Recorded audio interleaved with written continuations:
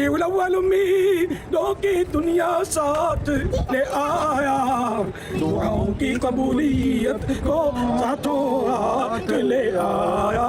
تمام عاشقان رسول کو ربیع الاول شریف کا آنا مبارک ہو۔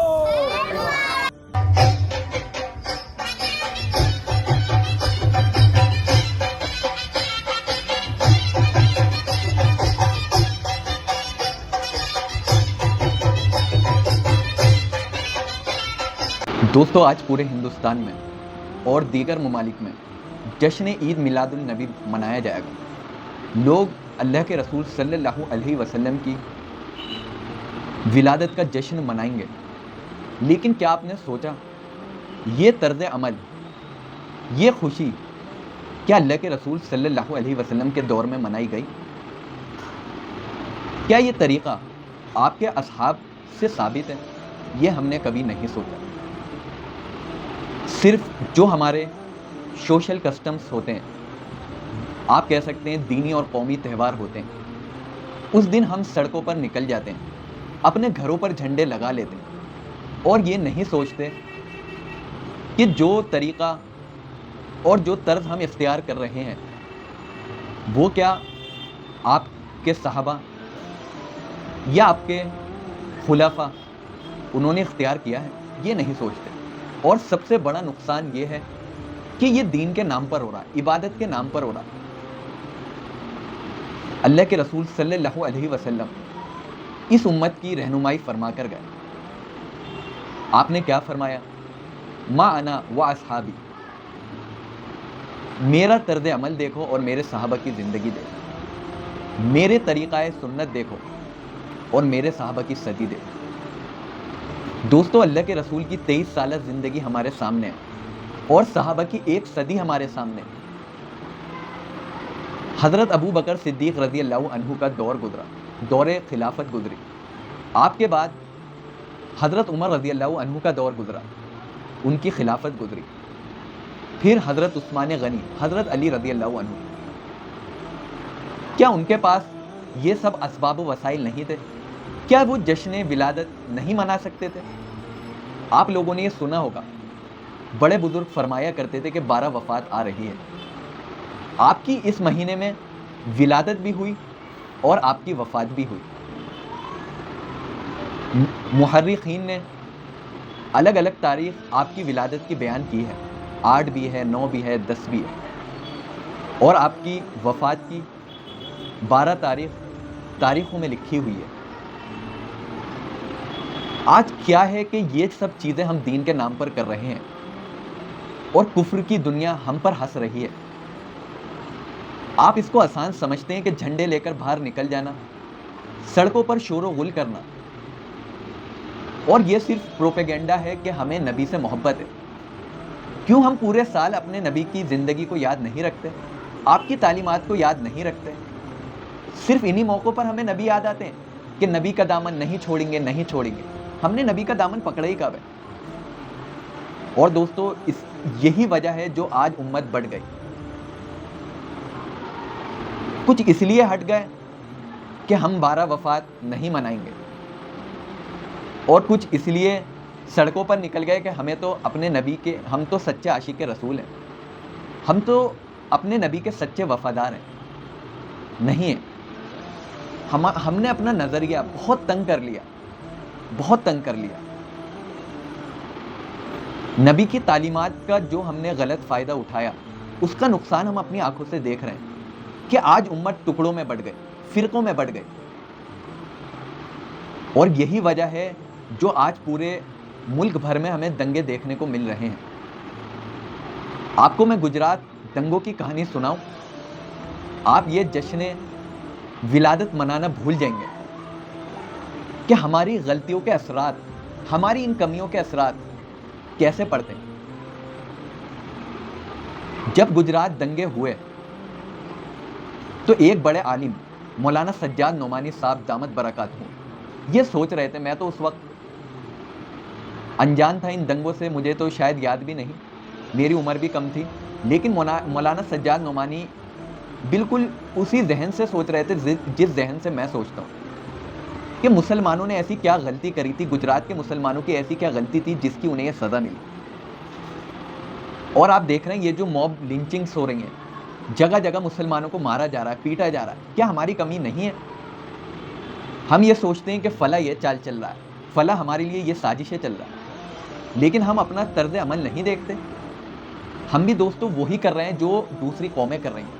ہم نے اپنے گھر سجا دیے, چراغا ہو رہا ہے, جھنڈے لے لے کر نکل رہے ہیں, روشنیاں کر رہے ہیں. یہ نبی سے محبت کا تقاضا ہے کہ چہرے پر داڑھی نہیں, اپنی زندگی میں نبی کی سنتوں کا نور نہیں. اور ہم کیا پروف دے رہے ہیں کہ ہم اسلام کے فالوورز ہیں, ہم اسلام کے ماننے والے ہیں. پٹاخے پھوڑے جائیں گے, درگاہیں سجائی جائیں گی, یہ سب ہم نبی کی سنتوں کو اپنا نہیں رہے. ہم عاشق رسول نہیں, بلکہ ہم وہی منافق ہیں جو اللہ کے رسول کے دور میں تھے. وقتی ہم اللہ کے رسول کے ماننے والے ہیں, اور پھر ہمارا طرز زندگی وہی ہے جو اور لوگوں کا ہے, ہمارے زندگی گزارنے کا طریقہ وہی ہے جو اور لوگوں کا ہے. دوستوں ہمیں سمجھنا چاہیے, غور و فکر کرنی چاہیے. اور یہ فرقہ واریت, الگ الگ گروہ کیوں وجود میں آتے ہیں؟ اگر ہم نے دین اللہ کے رسول کی زندگی کو چھوڑ کر سیکھا, صحابہ کی زندگیوں کو چھوڑ دیا, تو ہم پھر دیندار نہیں ہیں, نہ ہم دین سیکھ سکتے. ہمارا دین پر چلنا ادھورا ہے. اللہ کے رسول نے فرمایا میری 23 سالہ زندگی دیکھ لو اور میرے صحابہ کی 1 صدی دیکھ لو, وہی دین ہے. ہم دین ادھر ادھر تلاشتے پھر رہے ہیں, وہ دین نہیں ہے. آپ مجھے ایک روایت دکھا دیجئے, یہ تو ایک بادشاہ 5ویں صدی میں آیا تھا, 1 صدی صحابہ کی گزری, دوسری تابعین کی گزری, تیسری گزری, چوتھی گزری, 5ویں صدی میں ایک بادشاہ آیا اور اس نے دین کے نام پر یہ سب چیزیں شروع کری کہ چراغا ہونا چاہیے, درگاہیں سجائی جانی چاہیے, خاص اس دن لوگوں کو پکوان بانٹے جانے چاہیے, خاص اس دن.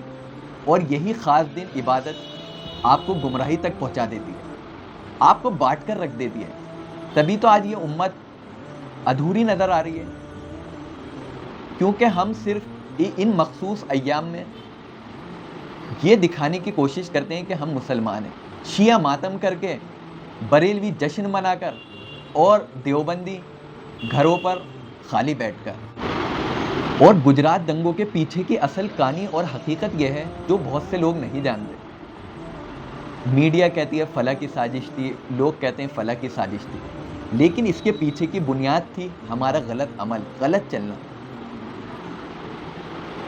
جب ایک پروگرام رکھا گیا, ایک کانفرنس رکھی گئی گجرات دنگوں کے بعد کہ یہ دنگے کیوں بھڑکے, اور اس میں بڑے بڑے انٹلیکچوئلز, بڑے بڑے کمشنرز, بڑے بڑے پولیس کے ادھیکاری, بڑے بڑے عالم اور غیر مسلم مذہب کے بڑے بڑے نمائندے, پنڈت, سادھو جمع ہوئے اور حالات کا جائزہ لینے کے لیے جمع ہوئے, اور اس فکر میں بیٹھے کہ آئندہ ایسے دنگے نہ ہو. سب نے اپنی بات رکھی.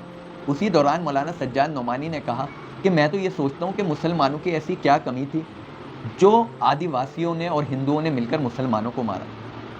تو یہ بات ایک جرنلسٹ کے دل پر لگ گئی, اور وہ مولانا سے اکیلے میں ملنے آیا اور کہنے لگا مولانا آپ نے حق بات کہی ہے, اور میں اسے بھی جانتا ہوں کہ جس نے یہ دنگے بھڑکائے, اور میں مسلمانوں کی اس کمی کو بھی جانتا ہوں جس کی وجہ سے یہ دنگے بھڑکے. اور اس جرنلسٹ نے کہا مولانا میں آپ کو اس سے ملواؤں گا, اس انسان سے ملواؤں گا جس نے ان دنگوں کو بھڑکایا. مولانا سجاد نعمانی سے وہ انسان ملنے آیا اور اس نے کہا مولانا آپ میرے دل کی بات سنیے کہ میں نے مسلمانوں کے گھر کیوں جلائے, کیوں مسلمانوں کو تباہ کرا, ان کی عورتوں کے ساتھ ہم نے کیوں زیادتی کری, سنیے. اور اس نے وہ بات کہی جو آج ہو رہی ہے, کیونکہ ہم تو جشن میں بزی ہیں, ہم تو اپنے تہوار منانے میں بزی ہیں, ہم تو بلڈنگیں سجائیں گے, ہم تو بڑی بڑی شادیاں کریں گے, کیونکہ ہم نے اپنی سوچ کو بہت تنگ کر لیا. مسلمانوں کے ذہن میں دین کا تصور بس اتنا ہی ہے, وہ کوئی منصوبہ نہیں بناتا, وہ تو طریقہ ہی نہیں دیکھتا. اس نے کہا میں نے اس لیے جلائے کہ بروج سے سورت تک مسلمانوں کے عالیشان مدرسے بنے ہوئے, بریلویوں کے بھی, دیوبندیوں کے بھی عالیشان گھر بنے ہوئے, ان کے مینجمنٹ کے کالجز ہیں، ان کے میڈیکل کالجز ہیں، اور ارد گرد ہم غریب ہندوؤں کی، آدیواسیوں کی بستیاں ہیں۔ ان مسلمانوں کے پروگرام ہوتے ہیں، جشن مناتے ہیں، عید کا جشن، عید میلاد النبی کا جشن، اور ان کے ہاں دعوتیں ہوتی ہیں۔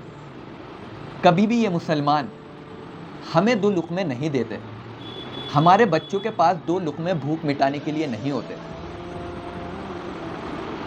اور یہ اپنا بچا ہوا کھانا ہماری بستیوں کے سامنے ڈال جاتے ہیں،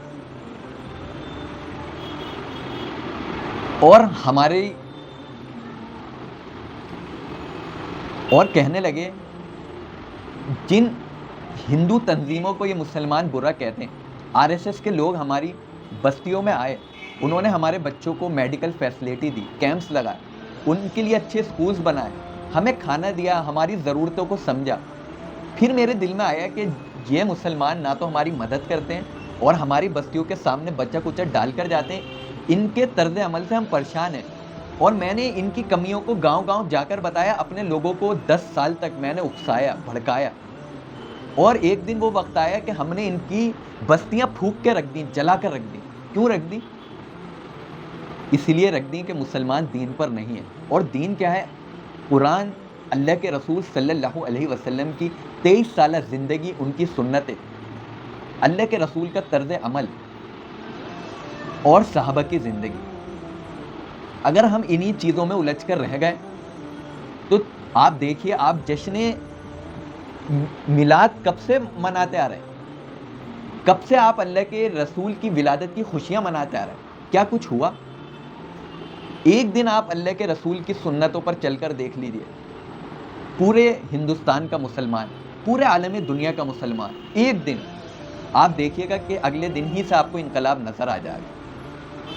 یہ ہے اللہ کے رسول سے وفاداری کا ثبوت، یہ ہے اللہ کے رسول کی سنتوں سے محبت کا ثبوت، اور یہ ہے اللہ کے رسول کے سچے عاشق کا ثبوت۔ اور یہ نہیں ہے تو آپ کی زندگیوں میں دین نہیں ہے، آپ اپنے آپ کو خوش کرتے رہیے۔